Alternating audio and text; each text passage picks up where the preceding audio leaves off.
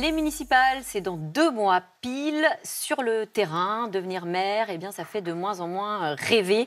1 sur 2 hésite même à se représenter. Contrainte de plus en plus lourde, solitude, découragement. Notre invité raconte son quotidien de très jeune mère dans son livre « Chers administrés, si vous saviez ». 3 petits points.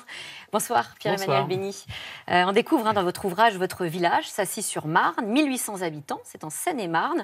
Vous êtes élu en 2014, vous avez 29 ans à l'époque, plein d'envie, plein d'idées pour faire revivre le village de votre enfance. Et pourtant, 6 ans plus tard, vous jetez l'éponge, vous ne vous représentez pas.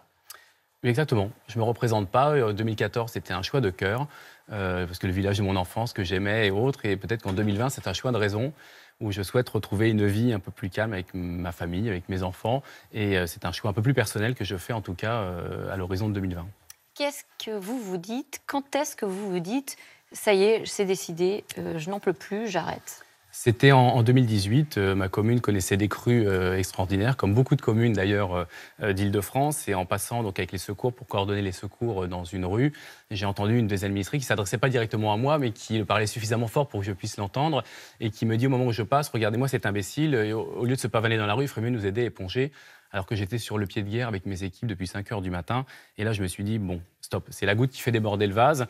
L'expérience de maire, il y a eu plusieurs événements avant, ce n'était pas l'élément déclencheur, mais c'était une goutte de trop en tout cas, et qui m'a dit, voilà, stop, au bout d'un moment, je ne souhaite plus avoir cette fonction. D'éléments qui s'accumulent, c'est quoi ? Les éléments qui s'accumulent, vous avez un État de moins en moins présent dans les territoires, vous avez des difficultés avec les administrés qui sont extrêmement exigeants. Aujourd'hui, vous avez des électeurs qui sont aussi des consommateurs, malheureusement parfois des violences. Qui sont propres à beaucoup de maires dans notre pays. Je ne suis pas le seul à avoir été violenté. Tout ça mis bout à bout, avec des réformes qui sont extrêmement déstructurantes pour les collectivités. 2014-2020, vous avez eu un mandat qui était extrêmement destructeur pour nos collectivités territoriales, avec la loi NOTRe, avec les baisses des dotations, avec la suppression des contrats aidés, la suppression de la taxe d'habitation. Dieu merci, je pense que je n'en connaîtrai pas les conséquences, puisque je pars dans quelques mois. Mais aujourd'hui, tous ces facteurs-là font que les élus locaux, et notamment les maires des petites communes, sont usés, et pour certains, ne vont pas se représenter aux prochaines élections. La violence revient beaucoup dans votre témoignage, physique, verbal, on l'a vu, mais aussi psychologique. C'est ça que vous dites aussi. Oui, parce que vous avez une violence physique que l'on reprend immédiatement. Vous faites insulter, voilà, bien sûr, vous faites violenter, ça c'est une violence immédiate. Et vous avez également une vraie violence psychologique, c'est-à-dire que vous êtes amené en tant que mère à intervenir sur des situations qui sont d'une rare gravité. Moi, j'ai dû annoncer à une maman que son enfant de 21 ans était décédé d'un accident de la route. J'ai dû intervenir auprès d'un adolescent qui venait de retrouver son père écrasé sous une voiture. J'ai dû annoncer à un mari que son épouse venait de décéder à quelques kilomètres de là d'une rupture d'anévrisme dans sa voiture.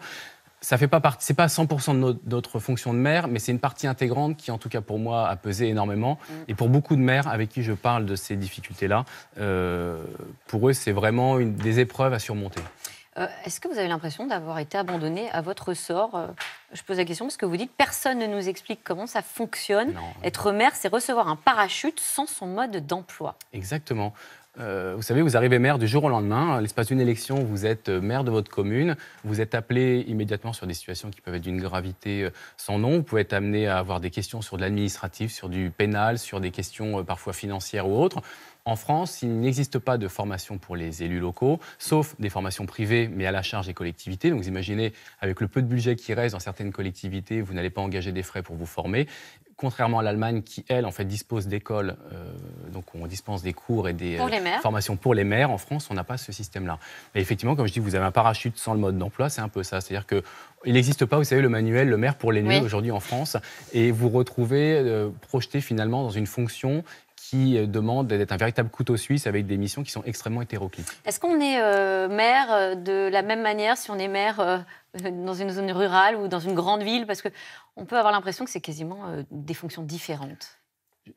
Le but, en tout cas, des maires reste le même, parce qu'on travaille pour l'intérêt général. Mais aujourd'hui, je fais vraiment un distinguo. Le maire des champs, si on peut l'appeler comme ça, par rapport au maire des villes, c'est la même différence qu'entre un entrepreneur, un artisan et un patron de CAC 40. C'est-à-dire que vous travaillez effectivement dans un même objectif, mais les moyens qu'on met à votre disposition, que ce soit les services municipaux, les services à la cantine, à l'école ou autres, ne sont pas du tout les mêmes. Aujourd'hui, quand vous êtes maire d'une commune de 100 000 habitants, vous imaginez bien que les véritables préoccupations ne sont absolument pas les mêmes qu'un maire de petites communes. Ce sont les moyens, finalement, la grande différence. Oui, les moyens et ensuite les différences de proximité. Un maire d'une grande ville a une proximité vis-à-vis de ses administrés ou ses habitants, mais qui n'est absolument pas la même qu'un maire de village. Aujourd'hui, moi, pendant mon mandat, ça a été assez récurrent que des gens viennent toquer à ma porte parce que le voisin faisait trop de bruit avec sa tondeuse, parce qu'il y avait un souci, un conflit de voisinage. Voilà.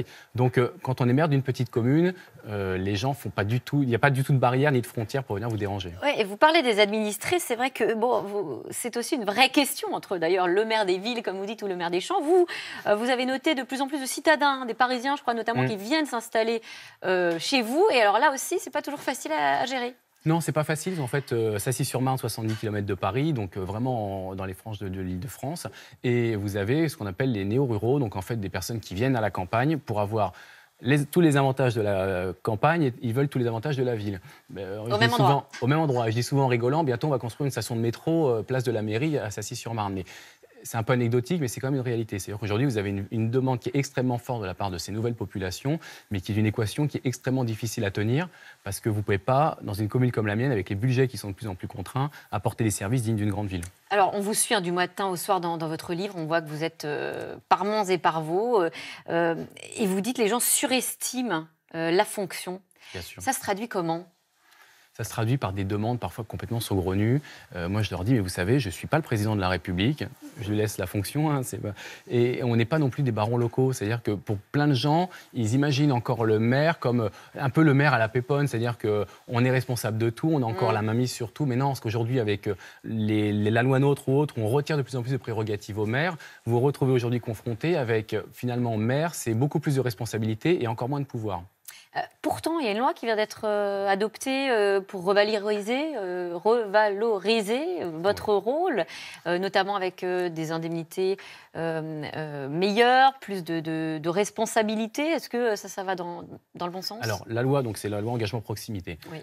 C'est une très bonne première marche, une très bonne première étape. On est sur, Sébastien Lecornu le disait, on estompe un petit peu les urticants dans cette loi, mais il faut aller beaucoup plus loin. Aujourd'hui, quand j'appelle, franchement, dans mon livre, je dis à l'État et à l'exécutif, écoutez-nous, lancez un véritable plan Marshall pour les élus locaux, parce qu'aujourd'hui, il y en a besoin. Aujourd'hui, les conditions d'exercice de la fonction de maire ou d'adjoint ou même de conseiller municipal n'est pas du tout en adéquation avec l'ère dans laquelle on vit aujourd'hui. Et pour convaincre d'ailleurs de jeunes maires, prochains jeunes maires. Bien sûr, aujourd'hui, vous avez le paradoxe en France, on veut renouveler les générations, avoir des jeunes qui s'engagent, mais vous n'avez pas les conditions d'exercice des mandats, en tout cas pour les maires ruraux, qui correspondent avec un profil plutôt jeune. C'est impossible. Ce serait quoi les conditions prioritaires, ce que vous proposez ? D'ailleurs, vous proposez des solutions dans votre livre. Ce qu'il faudrait, c'est déjà que l'État soit beaucoup plus présent dans nos territoires.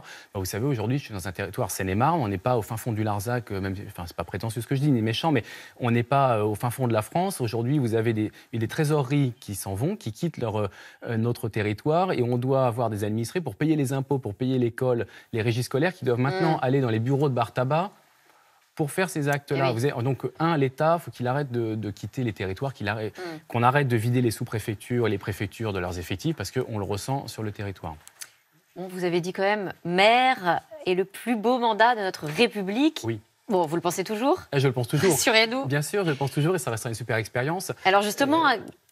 Qu'est-ce que vous avez apprécié particulièrement dans cette expérience de quoi vous êtes le plus fier, finalement ? Aujourd'hui, quand vous êtes maire, c'est quand même encore un des rares mandats où vous pouvez changer le quotidien des gens, dans le bon sens.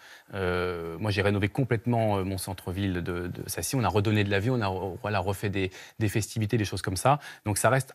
Pour moi, effectivement, le plus beau mandat, je regarderai une super expérience.